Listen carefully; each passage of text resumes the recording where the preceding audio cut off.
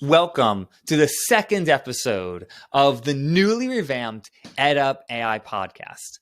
My name is Jason Goya. I'm your host. I'm a college professor. I'm also an AI consultant and strategist, and I work with a lot of faculty and a lot of colleges, universities, and students trying to figure out how we can meld learning and education with AI. And this is now a mini podcast. My goal is to give you as much information, as much insight as I possibly can into education and colleges and how life is in them now with generative AI in as quick of way as I possibly can. This episode is going to be about organizational change. So some of the questions I'm going to bring up here and some of the concepts I'm going to bring up here might apply to you, even if you do not work at a college or at a university. They relate to really any organization that is being tested, that is being asked to adapt and evolve because of this technology.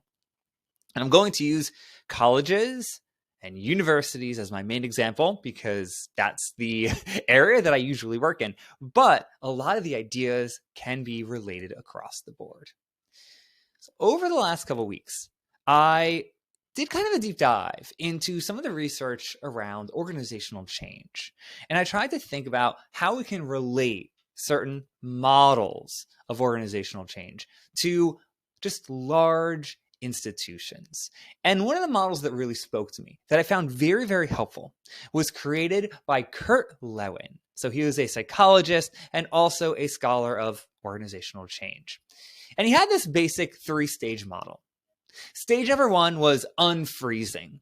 So if you had an ice cube and you wanted to put it into a new form, you couldn't just break it. It would just crack. Right? Instead, you had to unfreeze it. So this means that the organization really rethinks its procedures and rethinks its assumptions and how it does things. And then stage number 2 is you change it. So now that you've melted down that ice cube, you put it into a new mold, into a new shape, and you make sure that it looks like what you want it to look like. And then stage number 3 is refreezing. So you don't want things to be in flux forever because what organization can work that way? You want to then have things settle down and reach some form of equilibrium.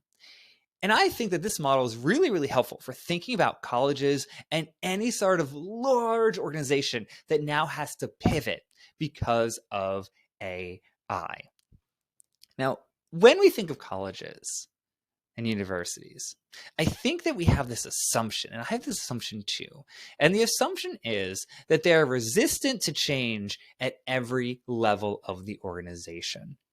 And that is simply not true. Colleges are very strange organizations, right? Especially speaking just structurally, because on the micro level, so if you think about individual classes, they are innovative hubs.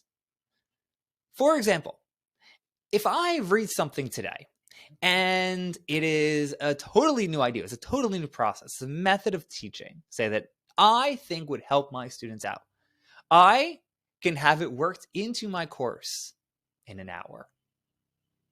If my students message me today and ask me to make a change in one of my courses and I like it and I think that it helps them, and it creates more of a student-centered experience. So I think that I can change it by tomorrow with very little oversight. So colleges, a lot of them work this way. When you have a large organization that, including students, might be 30,000 people or 50,000 people or even bigger, it gives a lot of autonomy on the micro level. Right? So if you decide to change things around the students, a lot of times you can do that. And that is sort of a unique structure. But again, thinking about large organizations, it's certainly applicable to them in general. But that is also a problem. And the reason that's a problem is that when you have this kind of structure where on the individual level, people can be innovative and change things on the fly, it's very hard to actually build organizational momentum. because you might be an adjunct that goes into a class and does the most innovative things you can possibly think of, but you're not talking to people about it. It's not being worked into committees. No one in the administration is finding you and bringing you in and figuring out how you can train people, right? You don't have these moves because innovation happens on these islands, right? They're really isolated. And so one of the ways to think about this is through silos. Innovation in colleges often happens in isolated spurts. And that is a great thing. That allows for autonomy. That allows for student-centered experiences. That also gets in the way of creating organizational change. So to go back to the model, the 3-step model of organizational change, that actually makes a couple of things difficult. It makes just stage number 1, unfreezing, very difficult. Because in order to unfreeze something, in order to unfreeze an organization, you need to have something identifiable that you can unfreeze. You can do this in an administrative way. You can do it with president, vice president, whatever you want. But to get to the students, it's going to have to be something classroom related. And so even that becomes a great challenge. And then even if you did that, even if AI today shook a college or a large organization to its core, it is now very difficult to figure out what the mold is going to be. It's hard. If you have all of these different individuals doing their own thing and having these autonomous spheres of influence, it is hard to then decide on a mold and actually refreeze processes. So silos and the inability to create organizational change because of them is one of the big culprits here. And there's another one. There's another culprit that I think a lot about. And it's that a lot of colleges have a countercultural function. And there are good reasons for this, right? That colleges actually have the ability to push against society, right? To be a moral epicenter. And that's kind of baked into colleges and universities, especially if it's been around for a while. Now, that can be a good thing. That can be a powerful thing. That can be a socially necessary thing that can also push against innovation. Right? There's a very thin line between being countercultural, right, when you think you need to be, and holding our students back because we're not getting them ready for the workforce. We're not getting them ready to graduate and have jobs and have careers and have families, right? Because that's a lot of us want to do if we want to graduate, get a job, and have blank, right? Whatever it is, whatever that desire is. And so we have these different things getting in the way. And again, I don't think it has to do with unwillingness. I think that if you go into a college and you ask anyone, professor, administrators, staff, they care deeply about their students.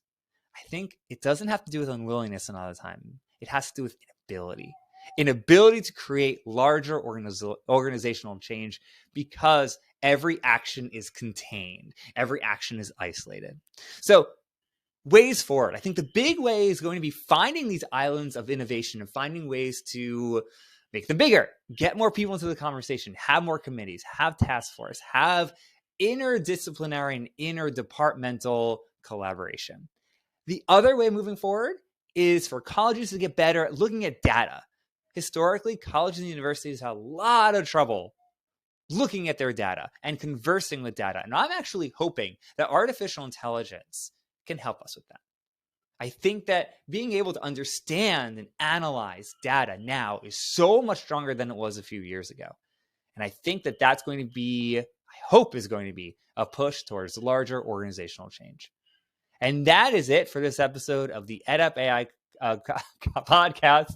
I hope that this was useful. If you want to engage with me, please feel free, write a comment, write a DM, and I'm more than happy to talk about this. And stay curious and keep thinking critically.